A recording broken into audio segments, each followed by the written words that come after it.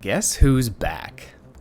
Blyskawica is back in the store for a triumphant return, but lots of things have changed since this Polish destroyer first sailed into Legends all of those years ago.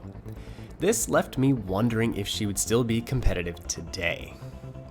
Well, let's take a look at her under the magnifying glass in this video, and while we're at it, let's have a little bit of fun in a match that had one of the most nail-biting finishes that I have ever had in this game, so be sure to stick around to the nitty-gritty end for that. Without further ado, sit back, relax, and enjoy.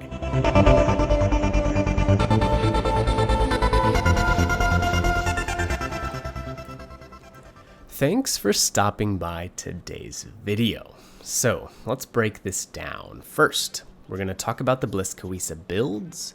We'll go over her statistics and then talk about some gameplay styles and give you some tips. But first things first, let's set up the game in the background.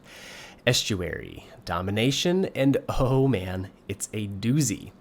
We end up killing more than 5 red ships. Let's just say that. I don't want to spoil anything. But first things first, when we're sailing up in a destroyer, we always check the boards and see what we're up against, and there is a Talon on the enemy team, and that's a threat. So, with her 9-kilometer radar, we are going to play very cautious at the beginning until I can figure out what cruisers are over here, and yeah, before I commit. Anyways, on to the build. The modules, pretty basic. They're going to be aiming systems, prop mod, and concealment. Pretty typical DD setup for me. Now we have some options nowadays for the commanders. We have Jerzy Swirski, Konrad Helfrich, and now Stig Hansen. Blyskawica's biggest asset is going to be her guns, so I would recommend a gunboat build and you'll get the best bang for your buck. Jerzy Swirski is going to be the man. Observant Rage, Concealment, Perceptive, and I usually always take Unstoppable so that when I get in destroyer fights and shoot and get shot, that I'm not stuck in the open water. Inspirations, Billy Sims and Vincent Mordoff. Blyskawica was one of the first premium tier 6 DDs to enter the game, if not the first. To be honest, I cannot remember. I think the USS Kid was right around there as well. But basically what I'm getting at is lots of things have changed since she came into the game, including a whole slew of new tier 6 DDs that are vying for your attention. Not to mention new tier 6 opponents like the Talon. So let's deep dive into the statistics of her and see how she stacks up nowadays. 15k base HP pool, pretty average. Now with Billy Sims, we have ours boosted up to nearly 18,000. Usually I use Sims on my gunboat destroyers. It often just gives you enough of an advantage to win a gunfight and escape with your life. Blyskawica guns. This is her bread and butter. She has 7 120mm guns. That is the most of any tier 6 destroyer, and it means a pretty nasty alpha strike. Alpha strike is how much damage you can do in one full salvo. Theoretically, if you got 7 full pins with each HE shell, you could deal 11,900 damage. So yeah, that's pretty nuts, and that is the second best at the tier behind the Yukikaze and the Azerlane Yukikaze. Shell damage. The high explosive shells, they're a little on the low side, 1700, but again, if we look at the size of the shells, 120mm is kind of small. You know, think about the USDDs. They have 127mm guns. The reload is kind of slow. Base is 6.5 seconds. However, you can buff that up, and ours currently is sitting at 5.6. Overall, this is going to put your damage output, your DPM, firmly in the middle of the pack. On to the torpedoes. You only have 6 of them, and they don't have the best alpha strike. Their warheads don't do a ton of damage, so this can be problematic, especially if you're rushing a battleship with a good torpedo belt and lots of health. And this game is going to showcase that in the most spectacular fashion. I cannot wait for you guys to see that, so stick around. The torpedoes reload pretty quickly, 1 minute and 10 seconds, and they have an 8-kilometer range. The range is comparable to other destroyers at the tier, and the reload is rather quick. Now the torpedoes aren't very fast. They do 57 knots in the water, not very quick at all, and it can make it difficult when aiming them. Not only that, but the slow speed and the 1200 meter detection means that reaction time is around 8 seconds, which is not great at all. And all of this, again, just reaffirms why the Blyskawica should be played as a gunboat and not a torpedo boat. Okay, moving on, let's wrap up these stats. The AA rating is 16, and her AA damage per second is 36. So it's not the worst at the tier, but it is pretty close. So if there is a CV in the game, using your smoke to hide or staying close to teammates for AA support will have to be part of your gameplay style. If we look over here, you can see we're zipping around at a pretty good speed, even though we're maneuvering 39 knots on the top speed. Very nice. She's a quick little boat. One of the fastest at the tier. With a speed flag, you can cruise at 40 and then throw on that 8% speed boost and you'll be over 43 knots. So very respectable and makes this boat great at getting into and out of situations and around the map quickly.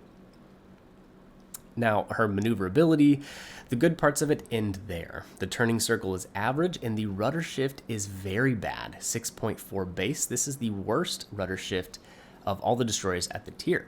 Now, it might make you consider using the steering gears, and you sure could to lower it another 20%, but you're still going to have a 5.8 second rudder, and that's very slow. So keep that in mind when turning and burning, trying to dodge torpedoes, blah, blah, blah. You are very sluggish.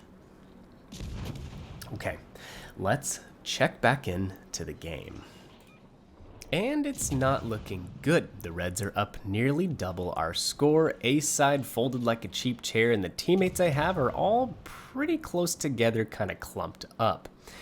Surrey is going to die here, succumbing to the fire of these guns, but I have to say I myself have not been super effective this game. One, the Talon kind of kept me at bay, being afraid of that. And then the American destroyer and the two British cruisers, Surrey and Leander, kind of forced me back here. But now that it's looking this way, we're down by 2 ships and the points are bad. We got to play a little more aggressively and start killing some ships. Like we alluded to earlier, Bliss, clearly great in a gunboating role. I like to try to stay at medium ranges with her for a couple of reasons. One, her shell velocity is quite good, 900 meters per second. That's amazing, actually. It's faster than Minsk, Leningrad, and basically every other destroyer's shells, minus a few, at tier 6. The reason being, these are naval guns. They are not dual-purpose guns such as some of the others, like the American Benson, and they are designed to shoot ships. This makes aiming at longer to medium ranges easier, and it can give you good advantage over other destroyers at the tier when you're encountering them. So play to your advantages. Don't find yourself scraping paint with things like a Benson or a Z35.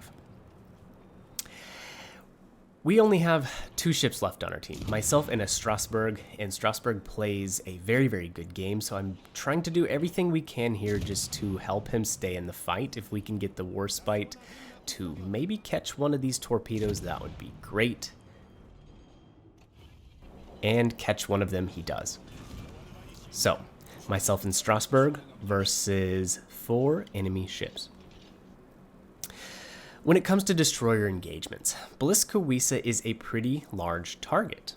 Unlike her Soviet counterparts, she has a large freeboard and can be hit pretty easily. She sticks up out of the water pretty far. One of her advantages, though, her guns, they're all packed into 4 turrets, and that can be kind of helpful.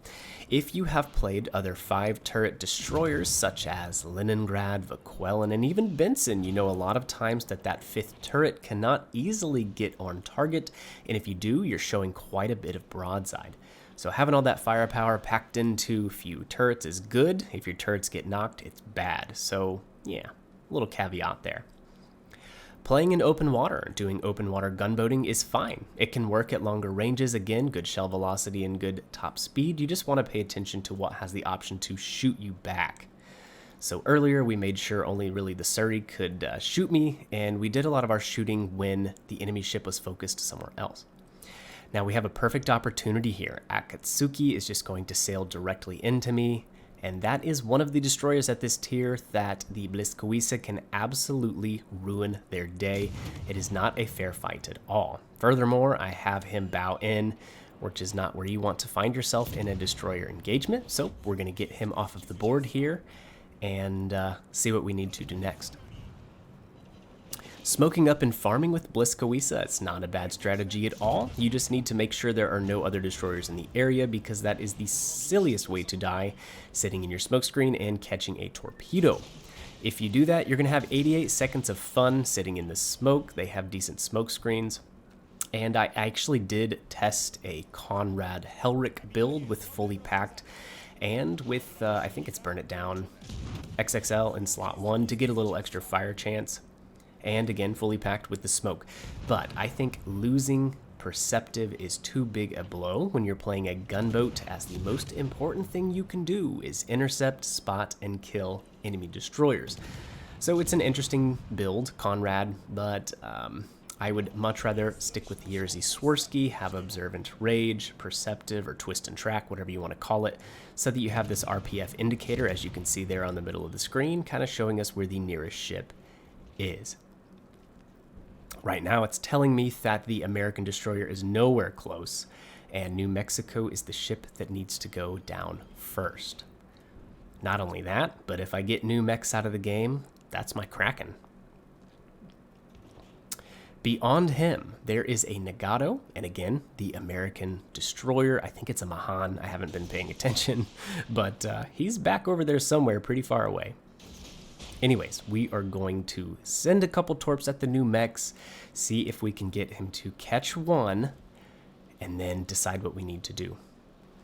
In my mind, I'm thinking that it's going to come down to a YOLO rush of the Nagato, and that we can use this island right here to my right to start setting that up, because I think he's going to sail straight this way.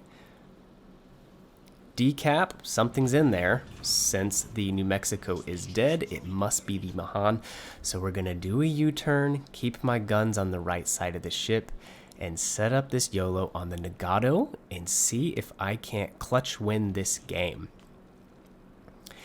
Blyskawica, I still think she's a great boat, maybe power crept a little bit by things such as the Z35. If I was buying a premium tier 6 DD right now, Z35 would take my money. It's just simply amazing, large health pool, fast guns, sonar, blah, blah, blah.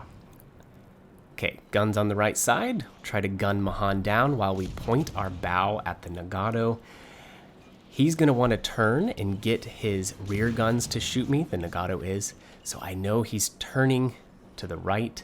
One more salvo should take out Mahan, and then I can look and see where to place these torpedoes on Nagato. Ideally, I would have shot a little more forward to not hit him in the torp belt. But since we got him in the torp belt, 6 torpedoes means this guy survives. 120mm guns means these are all shatters. Would have had to hit him in the superstructure. So, tragic loss, but it was still a very fun game. I would have loved it had it been a 7-kill. Who knows how many base XP it would have been. I don't know, well above 3,000. Anyways, be sure to smash the like button on this video. That would help out a lot. Leave a comment down below telling me what you think of Blyskawica and the Pan-European destroyers. Be sure to subscribe for future content. I'll catch you in the next one. See ya.